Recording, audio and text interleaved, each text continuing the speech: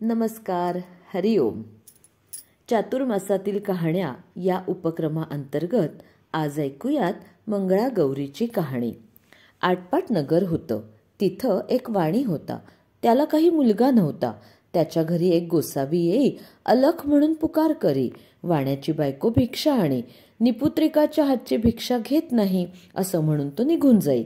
ही गोष्ट तिनं आपल्या पतीला सांगितली. त्यानं तिला युक्ती सांगितली. दाराच्या आड लपून बस, अलख म्हणता सुवर्णाची भिक्षा घाल. तिनं अशी भिक्षा झोळीत घातली. बुवांचा नेम मोडला, ते बाईंवर रागवले आणि तुला मूलबाळ होणार नाही असा शाप दिला. तिनं त्याचे पाय धरले. बुवांनी उशाप दिला. बुवा म्हणाले, तुझ्या पतीला सांग, निळ्या घोड्यावर बस, निळी वस्त्र परिधान कर, रानात जा, जिथं घोडा अडेल तिथं खण, देवीची प्रार्थना कर, देवी तुला पुत्र देईल. वाण्याच्या पत्नीनं वाण्याला सांगितलं. वाण्यानं त्याप्रमाणे केलं. रानात घोडा अडला. तिथं खणताच अतिशय सुंदर देऊळ लागलं. त्याला हिरेजडित खांब होते, माणकांचे कळस होते. आतमध्ये देवीची सुंदर मूर्ती होती. त्यानं श्रद्धायुक्त अंतःकरणानं मनोभावे पूजा केली. त्यामुळे देवी प्रसन्न झाली. तिनं वर मागण्यास सांगितलं. वाणी म्हणाला, सर्व काही आहे पण पुत्र नाही म्हणून दुःखी आहे. देवी म्हणाली, तुला संततीचं सुख नाही. मी प्रसन्न झाले आहे तर तुला वर देते. अल्पायुषी पुत्र घेतलास तर गुणी मिळेल, दीर्घायुषी घेतलास तर जन्मांध होईल, कन्या घेतलीस तर बालविधवा होईल. इच्छा असेल ते मागून घे. त्यानं अल्पायुषी पुत्र घेतला.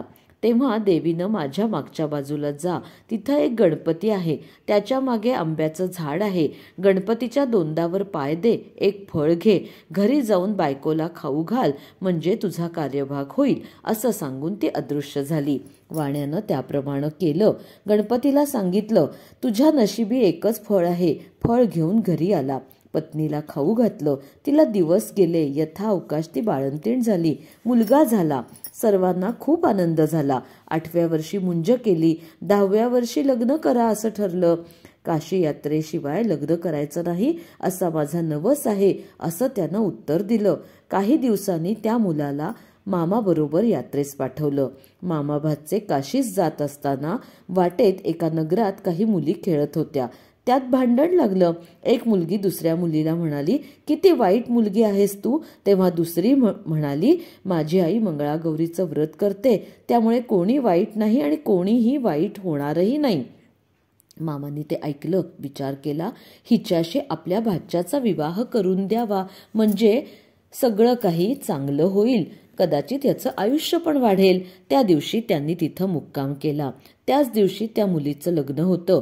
त्यावेळेला नेमका नवरा मुलगा आजारी पडला. मुलीच्या आई वडिलांना काय करावं कळेना, समजेना. कोणीतरी प्रवासी मिळाला तर बरं होईल, त्याला पुढं करून वेळ साजरी करू म्हणून धर्मशाळा पाहू लागले.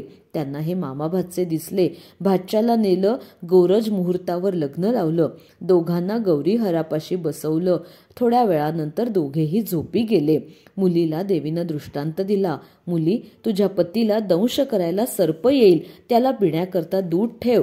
एक कोरा करा जवळ ठेव. दूध पिऊन सर्प कऱ्यात शिरेल. अंगच्या चोळीनं कऱ्याचं तोंड बांधून टाक. सकाळी उठून आईला ते वाण दे.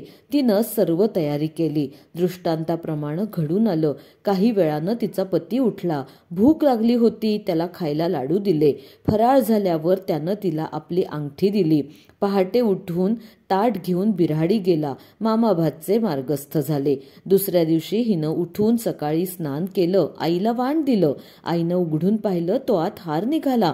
तो आईनं कन्येच्या गळ्यात घातला. पुढं पहिला वर मांडवात आला. त्यानं मुलीला खेळायला आणलं. ती म्हणाली, हा माझा पती नाही, मी त्याच्याबरोबर खेळत नाही. रात्रीची लाडवांची आणि अंगठीची खूण काही पटेना.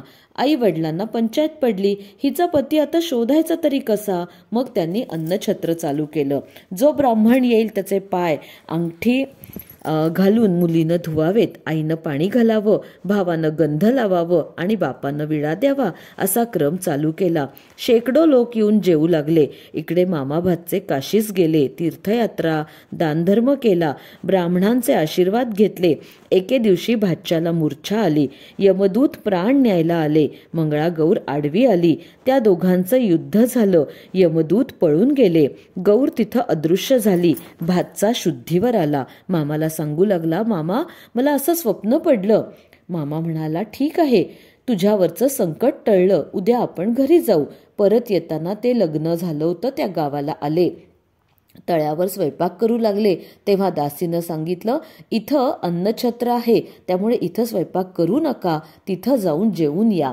ते म्हणाले, आम्ही परान्न घेत नाही. दासींनी यजमानीस हे सांगितलं.